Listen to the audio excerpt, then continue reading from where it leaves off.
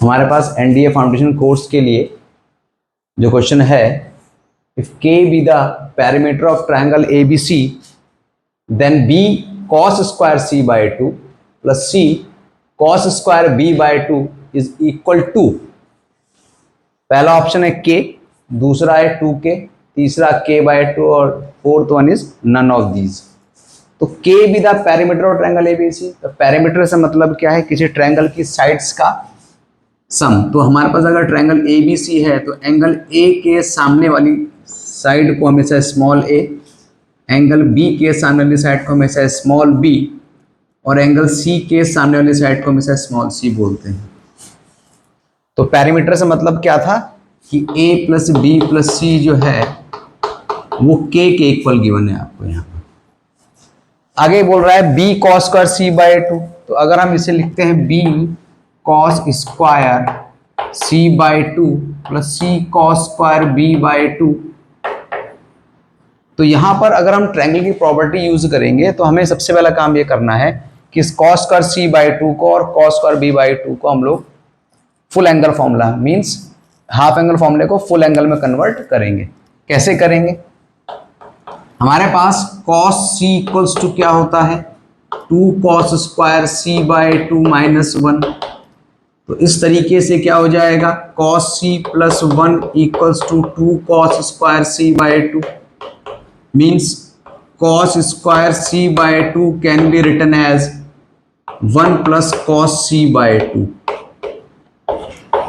मतलब आपने cos square C by 2 की वैल्यू यहाँ इस वाले फॉर्मूले से फाइंड आउट कर ली। तो जैसे हमने कॉस स्क्वायर सी बाय 2 निकाला, वैसे ही कॉस स्क्वायर बी बाय 2 को भी हम रिप्लेस कर सकते हैं। Cos square B by 2 can be written as 1 plus cos B by 2।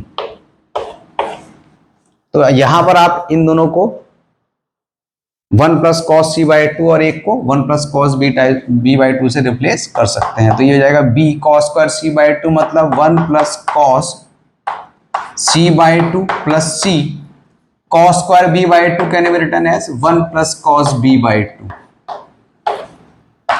अब हम लोग क्या कर रहे हैं, अब हम लोग b बाय 2 यानी कि ऐसे हो जाएगा प्लस b बाय 2 और कॉस सी, मतलब इसे कर रहे हैं ब्रैकेट को ओपन कर ले रहे हैं, यहां पर हो जाएगा c by 2 plus c by 2 और कॉस b। ऐसा बन जाएगा हमारे पास b बाय 2 और c बाय 2 तो हम एक साथ लिख लेते हैं, b बाय 2 और c बाय 2 हमने एक साथ लिख दिया। जबकि ये और ये इनमें हम देख रहे हैं अगर b बाय 2 कॉस सी और c बाय 2 कॉस बी दोनों में 1/2 कॉमन करा जा सकता है। तो ये हो जाएगा b कॉस सी और ये जाएगा c कॉस बी। अब ये जो b cos c plus c cos b है, ये ट्रायंगल के प्रॉपर्टी में प्रोजेक्शन फॉर्मूला होता है। क्या है प्रोजेक्शन फॉर्मूला? प्रोजेक्शन फॉर्मूला हम लोग क्या बोलते हैं कि a equals to b cos c plus c cos b। तो प्रोजेक्शन फॉर्मूले के अकॉर्डिंग हमारे पास क्या हो जाएगा, ये क्या है, ये प्रोजेक्शन फॉर्मूला है। ये हमारे पास है प्रोजेक्शन फॉर्मूला। तो इसमें क्या है, b cos c plus c cos b can be written as क्या, a। तो हम इसको क्या कर सकते हैं, ये लिख सकते हैं b by 2 plus c by 2 plus ये भी हो जाएगा a बाय 2। इन सब में से आप हाफ कॉमन ले लीजिए, 1/2 कॉमन कर लीजिए, क्या हो जाएगा b plus c plus a। और b plus c plus a क्या है हमारे पास, k के इक्वल है क्योंकि वो पैरामीटर था, तो ये k/2 बन जाएगा। तो इस हिसाब से ऑप्शन जो है हमारा c बिल्कुल करेक्ट है।